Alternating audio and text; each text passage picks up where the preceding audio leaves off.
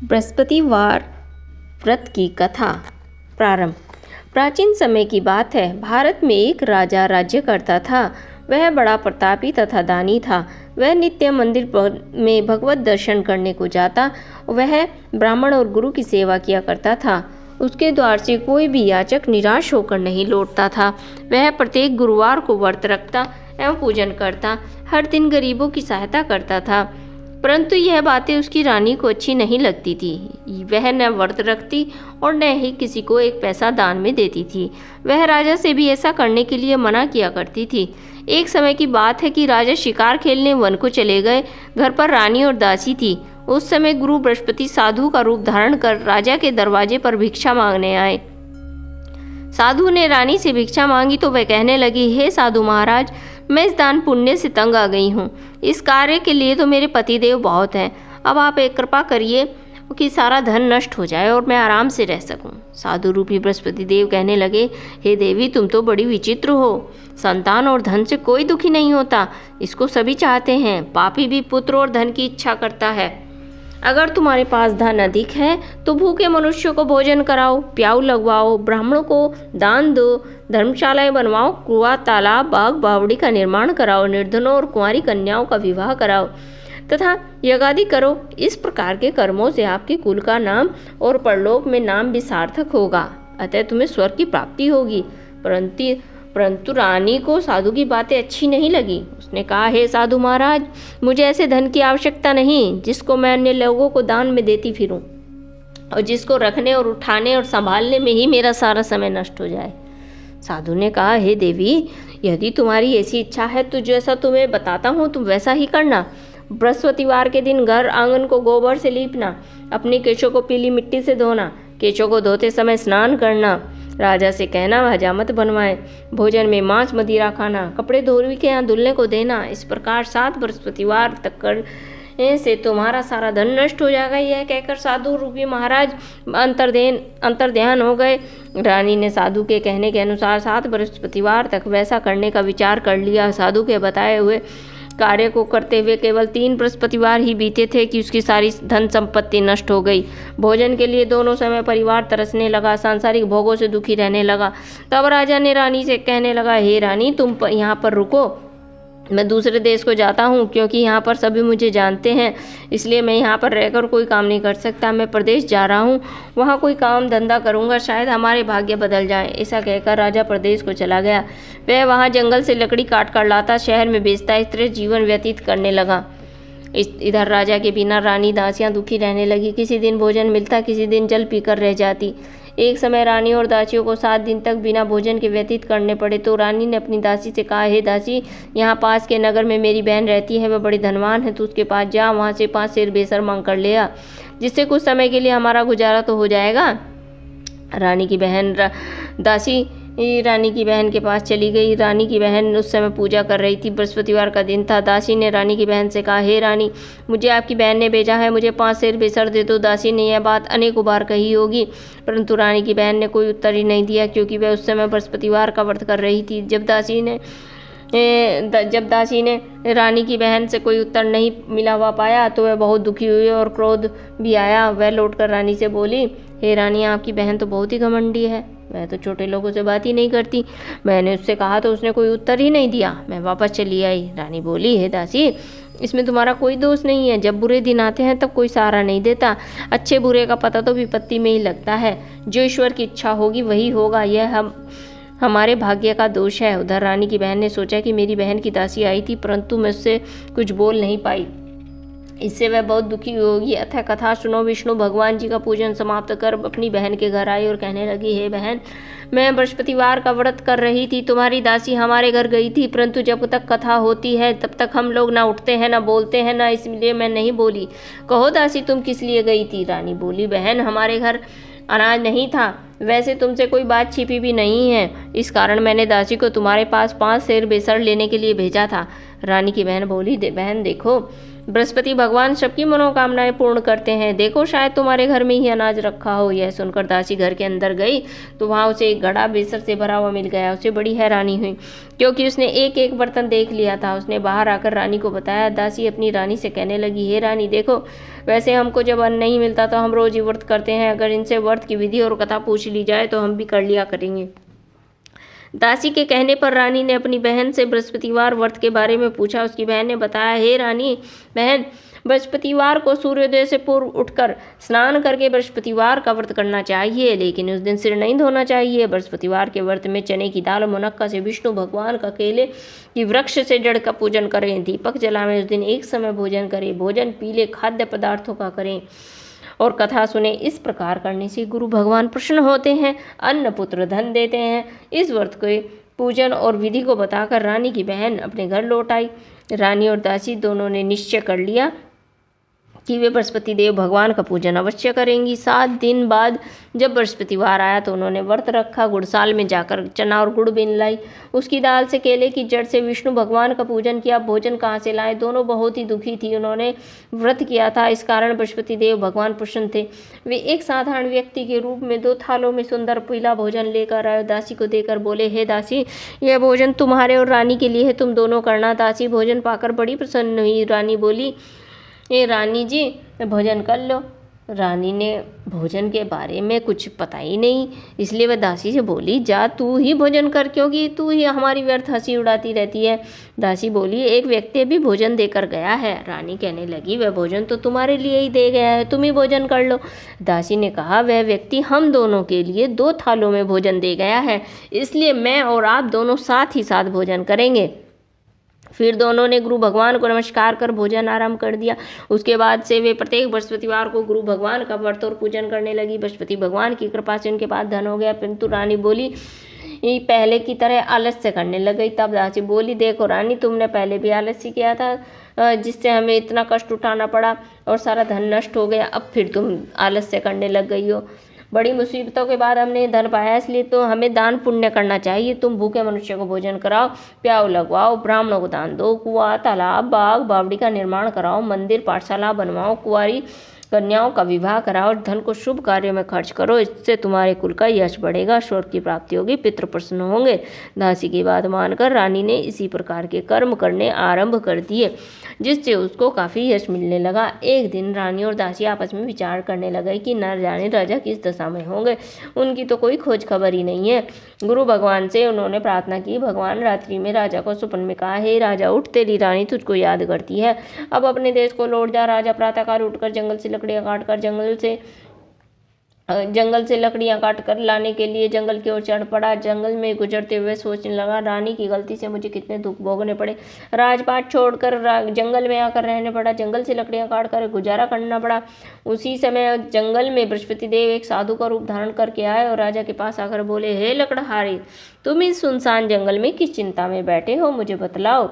यह सुनकर राजा के नेत्रों में तो जल भर आया। साधु की वंदना कर बोला, हे प्रभु, आप सब कुछ जानने वाले हैं। इतना कहकर राजा ने साधु को अपनी संपूर्ण कहानी सुना दी। महात्मा स्वभाव से दयालु होते हैं। वे राजा से बोले, हे राजा, तुम्हारी पत्नी ने बृहस्पति देव के प्रति अपराध किया था, जिसके कारण तुम्हारी यह दशा हुई है। अब तुम किसी प्रकार की चिंता मत करो, भगवान तुम्हें पहले से अधिक धन देगा। और तुम्हारी पत्नी ने बृहस्पतिवार का व्रत आरंभ कर दिया है, अब तुम भी बृहस्पतिवार का व्रत करके चने की दाल, गुड़ और जल को लोटे में डालकर केले के पत्ते से भगवान विष्णु का पूजन शुरू कर दो और कथा सुनो, भगवान तुम्हारी सारी मनोकामनाएं पूर्ण करेंगे। साधु को प्रसन्न देखकर राजा बोला, हे प्रभु, मुझे लकड़ी बेचकर इतना पैसा भी नहीं बचता कि जिससे मैं भोजन के उपरांत कुछ बचा सकूं।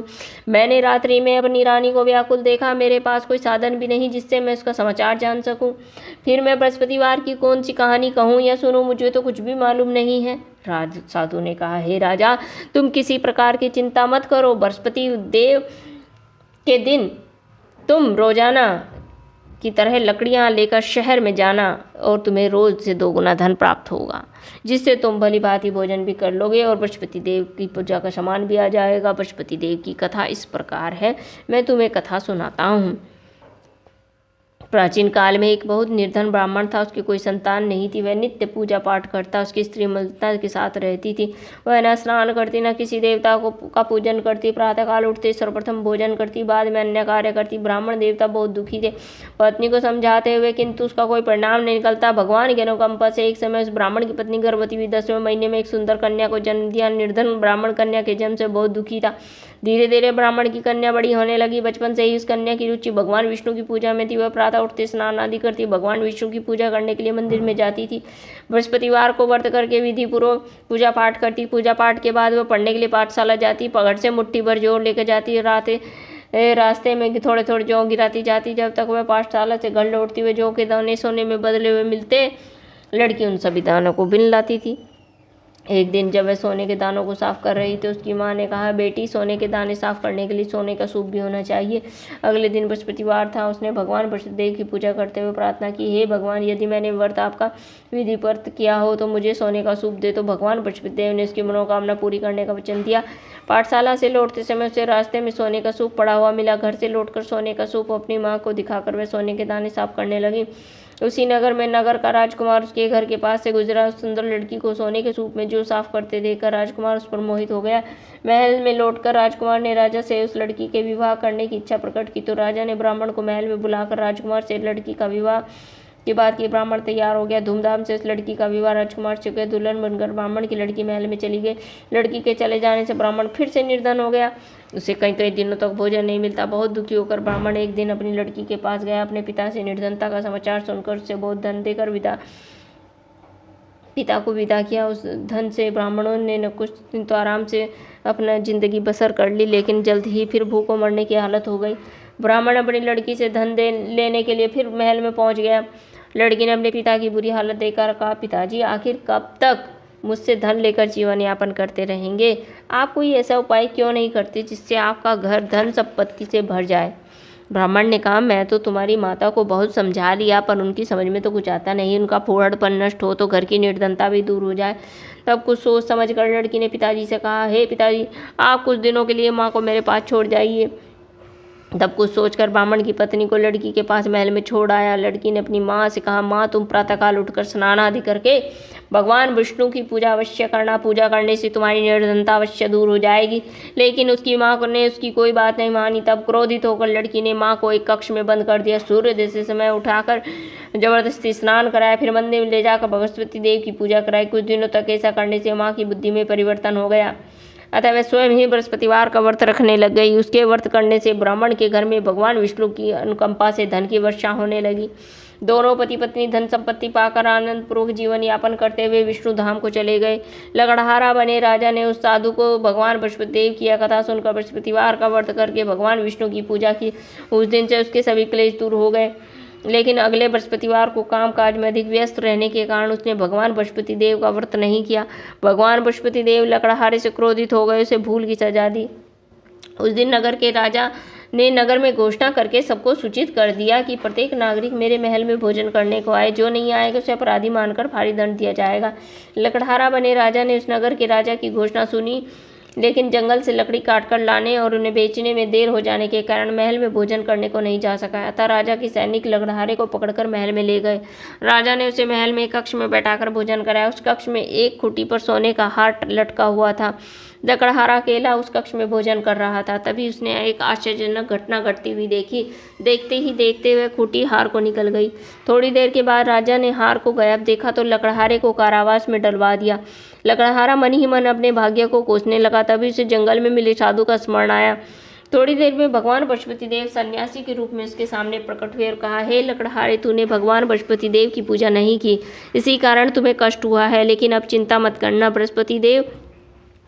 बृहस्पतिवार के दिन कारागार के दरवाजे पर तुम्हें कुछ पैसे पड़े हुए मिलेंगे। उन पैसों से भगवान बृहस्पति देव की पूजा करना और तुम्हारे सारे दुख नष्ट हो जाएंगे। उन पैसों से भगवान बृहस्पति देव का व्रत करके चने और गुड़ मंगाकर लकड़हारे ने बृहस्पतिवार की कथा कही और भगवान बृहस्पति देव ने प्रसन्न होकर उसके नगर के राजा को स्वप्न में लकड़हारे को कारागार से मुक्त करने को कहा। सुबह राजा ने अपने कक्ष में आकर देखा तो खूंटी पर हार लटका हुआ था। राजा ने लकड़हारे को मुक्त कर दिया, उसे धन और आभूषण देकर विदा कर दिया।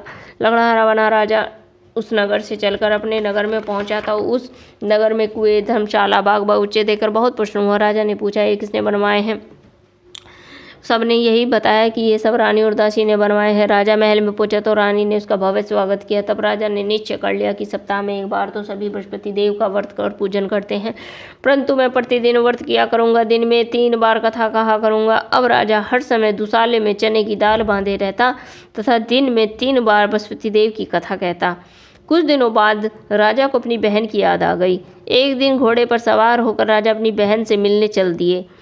अभी राजा नगर के पास ही पहुंचा था तो उसने कुछ लोगों को शव ले जाते हुए देखा। राजा को स्मरण आया कि आज उसने तो बृहस्पतिवार की कथा किसी को नहीं सुनाई है। राजा ने उन लोगों को रोककर कहा, भाइयों, आप शव को ले जाने से पहले मुझसे बृहस्पतिवार की कथा सुन ले। लोगों ने राजा पर क्रोधित होते हुए कहा, तुम पागल तो नहीं हो? लेकिन कुछ बड़े बूढ़ों ने लोगों ने कहा, अच्छा भाई, साथ साथ चलते रहो, अपनी कथा भी कहते रहो। राजा के चलते हुए कथा आदि हुई। शव हिलने लगा। राजा की कथा पूरी हुई। शव उठकर बैठ गया। लोगों ने रानी से दांतों तले उंगली दबाई। अगले बृहस्पतिवार से भगवान बृहस्पति देव का व्रत करने व कथा सुनने का निश्चय कर लिया। अब घोड़े पर सवार राजा को चलते हुए एक किसान के पास पहुंचा। किसान अपने खेत में हल चला रहा था। राजा ने कहा, अरे भाई, मुझसे बृहस्पतिवार की कथा सुन लो। किसान ने झुंझलाकर कहा, अरे भाई, देख नहीं रहे हो, जितनी देर तक तुम्हारी कथा सुनूंगा उतनी देर में तो पूरे खेत में हल चला लूंगा। राजा निराश होकर लौटने लगे। तभी किसान के बैल लड़खड़ाकर जमीन पर जा गिरे। किसान के पेट में भी जोरों का दर्द होने लगा। उस किसान की पत्नी जब खाना लेकर आई तो उसने किसान से इस बारे में पूछ लिया। किसान ने घुड़सवार की पूरी कहानी सुना दी। किसान की पत्नी दौड़ती हुई राजा के पास पहुंचकर हाथ जोड़कर बोली, भैया, मैं तुम्हारी कथा सुनने को तैयार हूँ। राजा ने उसके साथ खेत पर पहुंचकर बृहस्पतिवार की कथा सुनाई। तभी बैल भी उठकर खड़े हो गए। किसान के पेट का दर्द भी तुरंत ठीक हो गया। राजा अपनी बहन के घर पहुंचा तो उसका बहुत स्वागत हुआ। अगले दिन सुबह उठकर राजा ने देखा कि घर के सभी लोग तो भोजन कर रहे हैं। किसी भूखे व्यक्ति को बृहस्पतिवार की कथा सुनाए बिना तो राजा भोजन भी नहीं करता था। उसने बहन से कहा, बहन, क्या तुम्हारे घर में कोई ऐसा व्यक्ति है जिसने अभी तक भोजन ना किया हो? उसकी बहन बोली, भैया, हमारे घर में तो क्या, पूरे नगर में भी तुम्हें ऐसा व्यक्ति नहीं मिलेगा जिसने सुबह सुबह भोजन नहीं किया हो। तब राजा ने अपनी बहन के घर से निकलकर उस नगर में बिना भोजन किए व्यक्ति की तलाश शुरू कर दी। एक गडरिये के घर में उसका बेटा बीमार होने के कारण भूखा रह गया था। राजा ने उसको जाकर बृहस्पतिवार की कथा सुनाई। कथा सुनते सुनते गडरिये का बेटा बिल्कुल ठीक हो गया। सबने राजा की बहुत प्रशंसा की। एक दिन राजा अपनी बहन से कहा, बहन, हम अपने घर जाना चाहते हैं, तुम भी हमारे साथ चलो, कुछ दिन वहाँ रहकर फिर लौट आना। राजा की बहन ने अपनी सास से पूछा तो सास ने ताने मारते हुए कहा, बहू, मायके जाना तो अकेली जाना, मेरे पोतों को नहीं ले जाना। तुम्हारे भाई के कोई संतान तो है नहीं, कहीं तुम्हारी भाभी मेरे पोतों पर कोई जादू टोना ना कर दे। दूसरे कक्ष में बहन की सास की बातें सुनकर राजा दुखी मन से अकेला ही अपने नगर को लौट आया। रानी ने राजा से कहा, आप तो अपनी बहन को साथ लाने की बात कहकर गए थे, फिर बहन को साथ क्यों नहीं लाए हो? तब राजा ने दुखी होते हुए कहा, रानी, हम निसंतान हैं, इसलिए हमारे घर आना कोई पसंद नहीं करता है। रानी ने राजा को समझा, हे प्राणनाथ, हमें बृहस्पति देव ने सब कुछ तो दिया है, अब भगवान बृहस्पति देव हमें संतान भी अवश्य देंगे। बृहस्पतिवार को विधिवत व्रत करते हुए राजा रानी ने भगवान बृहस्पति देव से संतान के लिए प्रार्थना की। कुछ दिनों के बाद उन्होंने स्वप्न में दर्शन देते हुए कहा, हे राजन, तेरी मनोकामना अवश्य पूरी होगी। एक सप्ताह बाद रानी गर्भवती हो गई। 10वें महीने में रानी ने एक सुंदर से पुत्र को जन्म दिया। राजा रानी जीवन पर्यंत बृहस्पतिवार का व्रत करते रहे। उनके घर में धन की वर्षा होती रही। इस तरह आनंद पूर्वक जीवन यापन करते हुए राजा रानी भगवान बृहस्पति देव की अनुकंपा से मोक्ष को प्राप्त करके सीधे वैकुंठ धाम को चले गए। बृहस्पतिवार को विधि पूर्वक व्रत करते हुए जो स्त्री या पुरुष भगवान विष्णु जी की पूजा करते हैं, भगवान उनकी सभी मनोकामनाएं पूरी करते हैं। इति श्री बृहस्पतिवार व्रत कथा। बोलो बृहस्पति भगवान की जय। बोलो देवादिदेव भगवान विष्णु की जय।